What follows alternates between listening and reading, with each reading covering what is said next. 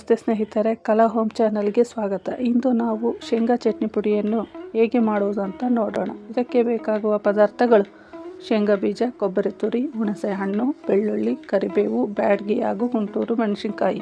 ಈ ಎಲ್ಲ ಪದಾರ್ಥಗಳನ್ನು ಮಧ್ಯಮ ಉರಿಯಲ್ಲಿ ಹುರಿದುಕೊಳ್ಳಬೇಕು.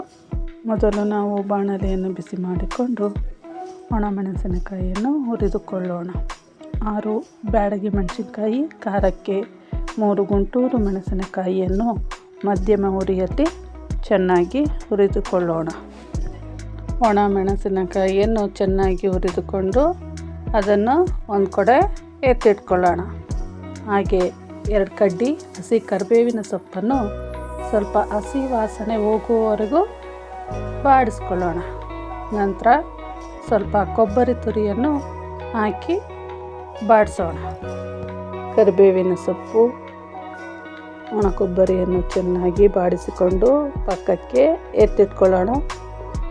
ನಂತರ ಒಂದು ಚಿಕ್ಕ ಬಟ್ಟಲು ಶೇಂಗಾ ಬೀಜವನ್ನು ಹಾಕಿ ಚೆನ್ನಾಗಿ ರೋಸ್ಟ್ ಮಾಡ್ಕೊಳ್ಳೋಣ. ಚೆನ್ನಾಗಿ ರೋಸ್ಟ್ ಮಾಡಿದರೆ ಅದು ತುಂಬ ಚೆನ್ನಾಗಿ ಚಟ್ನಿ ಪುಡಿ ಬರುತ್ತೆ.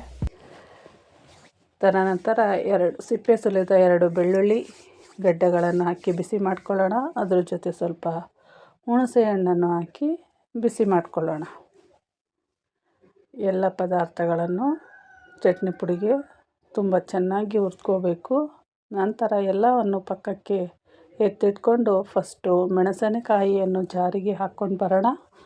ತದನಂತರ ಎಲ್ಲ ಪದಾರ್ಥಗಳನ್ನು ಸೇರಿಸಿಕೊಂಡು ಜೊತೆಗೆ ರುಚಿಗೆ ತಕ್ಕಷ್ಟು ಉಪ್ಪನ್ನು ಹಾಕಿ ಶೇಂಗಾ ಚಟ್ನಿ ಪುಡಿಯನ್ನು ಮಾಡಿಕೊಳ್ಳೋಣ.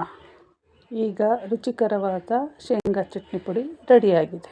ಧನ್ಯವಾದಗಳು.